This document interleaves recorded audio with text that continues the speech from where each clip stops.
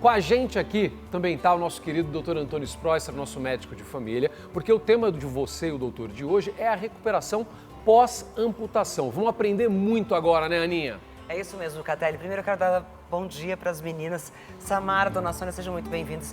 Samara, a tua história é incrível. Eu vejo aqui, eu estava falando agora para o meu diretor, eu estou vendo aqui uma mulher com um olhar tão forte, tão de guerreira, uma fortaleza mesmo. Parabéns pela sua força. Eu tenho certeza que você aprendeu com a Dona Sônia, né, Dona Sônia? Porque a gente tem bom exemplo sempre em casa. Muito lindo. E parabéns por esse novo bebê que está chegando. Obrigada. Parabéns e muita saúde para vocês. Bom, queria pedir a atenção de vocês duas, porque eu acho que a gente vai aprender muito aqui juntas. Não só vocês, mas eu acho que todo mundo. Para a gente começar, doutor, bom dia. Bom dia, Aninha. Bom dia a todos. Eu queria que o senhor explicasse para a gente, tanto para a Samara entender, para todo mundo que está em casa, para as pessoas que passaram por esse procedimento da amputação, que vivem isso diariamente. Explica para a gente o que acontece dentro do nosso corpo que leva uma pessoa a ter um membro amputado. Então, o que acontece é o seguinte, Ana. Aqui vocês estão vendo uma artéria e o sangue arterial tem oxigênio e ele vai levar esse oxigênio aqui por um órgão para ele viver. O que acontece? De repente pode haver um bloqueio no caminho desse sangue e o sangue não chega no órgão. Certo. Então, o que acontece? Se o sangue, por exemplo, não chega no meu pé, esse pé vai ficar podre, necrosado. Então, a gente tem que amputar. Vou mostrar uma animação para vocês entenderem melhor o que acontece dentro do corpo humano. Olha só, como eu falei, vamos supor as pernas, as artérias levam o sangue para o pé. Certo. De repente, o que acontece? Vai ocorrendo uma obstrução. Por exemplo, você fuma, é diabético, tem algum acidente. De repente, o sangue fica bloqueado, não consegue mais passar. Então, esse órgão ou membro não recebe oxigênio e ele sofre a falta de oxigênio, isquemia, necrose, e nós temos que levar esse paciente para a cirurgia e amputar esse membro, como é o caso aqui, mais ou menos assim. E tem vários fatores de risco que o ser humano, aqui no Brasil, 3 por minuto são feitos no Brasil. É 3 muita amputações por minuto. Por minuto, é muita coisa. Muita coisa. Então, gente, tem que ficar atento para os fatores de risco, né? Pois é. Agora, doutor, no caso da Samara, que está aqui com a gente hoje, o dela foi uma amputação decorrente de um acidente rodoviário, Foi, né? trauma. Agora, tem pessoas também que acabam amputando a perna por outros fatores, Sim, né? tem sim. Esses são os principais fatores que a gente tem que falar agora, Ticiane. Primeiro, a má formação congênita. Às vezes você nasce com um membro, com um órgão que não tem sangue. Traumatismos, como é o caso da Samara. Tumores, por exemplo, tumores de ossos, que são frequentes, né? Tromboses, quando não tem fluxo sanguíneo. Infecções. Problemas vasculares. No Brasil, o diabetes é uma das principais causas de amputação. E as pessoas não prestam atenção Não prestam nisso. atenção. E associada a quê? Ao tabagismo. Então, precisa tomar cuidado para esses fatores de risco para não entrar nessa estatística brasileira, não entrar nesse número tão alto como é. Vamos lá, gente, olha só, a Samara está aqui com a gente e ela teve a perna amputada num daqueles casos que o doutor disse que foi o trauma, né? Foi o acidente. Os médicos explicaram o que quando eles realizaram esse procedimento, Samara?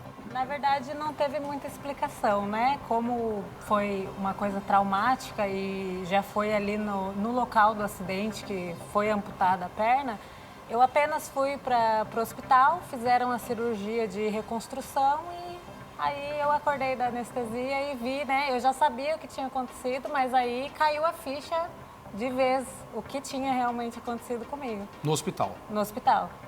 Agora, doutor, no caso da Samara, ela explicou aqui que durante o acidente rodoviário, ela acabou já tendo o membro amputado e teve a cirurgia feita depois na sequência do hospital. Mas, agora, na hora de realizar a amputação, de que forma é feita a análise para chegar a tomar essa decisão? No caso dela, um trauma, mas Sim. e nos outros fatores? Então, normalmente, aí é uma equipe multidisciplinar, tem o ortopedista, o cirurgião vascular, a equipe de radiologia.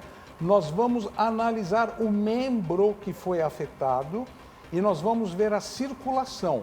Então, vou dar um exemplo. Toda vez que a gente lembra e pensa em amputação, a gente pode ser uma amputação mais radical, como essa daqui, ó. Você corta, tem que amputar aqui em cima ou aqui em cima. Na altura do ombro mesmo. É na altura do ombro. Então, como aqui é uma articulação, a gente faz uma cirurgia muito radical, porque toda a artéria está sofrendo. A cirurgia menos radical é a trans, que a gente chama de, por exemplo, aqui é o húmero, transhumeral, aqui é o fêmur, transfemural. Então tem a cirurgia transfemural, que é o caso da nossa Samara, que é aqui. E por que ela fez aqui e não aqui? Porque ainda bem, porque só essa parte estava com sofrimento de artéria, senão ela poderia perder todo o membro inferior. Entendeu? Então isso chama-se de desarticulação. Então aqui é desarticulação femoral, desarticulação do ombro, desarticulação do cotovelo. Então é uma cirurgia muito mais radical. E eu tenho até uma dúvida, eu queria perguntar para a Samara. Samara, quanto tempo durou desde a cirurgia, né, que você teve a retirada da sua perna, até você receber alta? Foi 3 dias. 3 dias? 3 dias. Por que demora tanto assim, doutor? Não, sabe por quê? Porque dependendo da parte afetada que nós temos no corpo humano, a recuperação é diferente. Então, eu vou dar um exemplo para você. Vamos supor que a artéria femoral foi afetada, foi esmagada num acidente, numa bala, um projétil, por exemplo. A pessoa deu um tiro, pegou a minha artéria femoral que passa aqui. Todo esse membro, eu vou ter que desarticular esse membro aqui, Ticiane. Então, olha, de repente, a cirurgia é muito prolongada, é longa, às vezes eu preciso dar sangue para o paciente, então a recuperação é maior. É diferente do que uma amputação, por exemplo, só de um punho, que é uma amputação local. Então a recuperação é diferente também. Aqui eu posso ficar um dia no hospital, aqui eu posso ficar uma semana no hospital. Agora, doutor, olhando aqui pela complexidade da cirurgia e pelas diferentes áreas do corpo a serem amputadas, quais são as complicações mais frequentes que podem acontecer? Bom, a complicação que a gente tem e que a gente acompanha isso de perto é logo no dia seguinte da amputação, nós podemos ter o quê? Uma dor chamada dor fantasma. Como assim? É uma dor que ocorre no membro amputado e você, no dia seguinte, você sente o membro amputado ainda. Então, como que a gente fala isso daqui? É uma ilusão vívida do movimento do membro fantasma. Então, você, por exemplo, um perigo que tem é quando você tem uma amputação, vai para casa, de madrugada você acorda para fazer xixi, por exemplo, e você acha que você não tá, você está com o membro ainda, e você vai andar, você cai no chão. Porque o corpo ainda está acostumado com aquele movimento. É muito perigoso. Então, você que tem amputação, toma cuidado. Você sente pontadas, dor, queimação e sente que existe ainda, por isso que nós chamamos de dor fantasma. E o tratamento é multidisciplinar, precisa fazer terapia, dar antidepressivo, medicamento para ansiedade, remédio para dor, choques elétricos, que nós chamamos de TENS. É para eletroestimulação? Para estimulação. Então, é um tratamento multidisciplinar. Samara, você chegou a sentir alguma coisa? Você teve essa situação do membro fantasma? Sim, uma boa parte desse tempo que já estou amputada, eu senti assim, principalmente no começo, que eu ainda estava com os pontos, eu tinha bastante espasmos na perna, né? Por conta que creio que o cérebro ainda pensa que o membro está lá, né? Que ainda existe.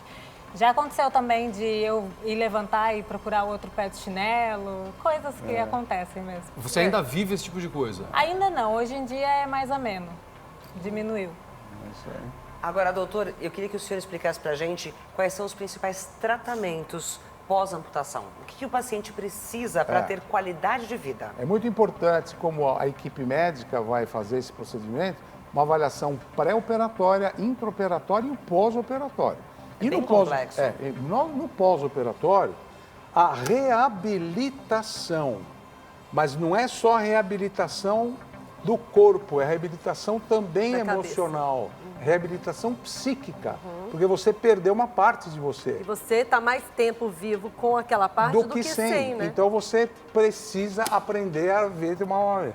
A fisioterapia motora é muito importante, porque muitas vezes eu amputei o meu braço esquerdo, mas o direito, ele pode sofrer, porque vai trabalhar o dobro. Então, você precisa fortalecer o corpo inteiro.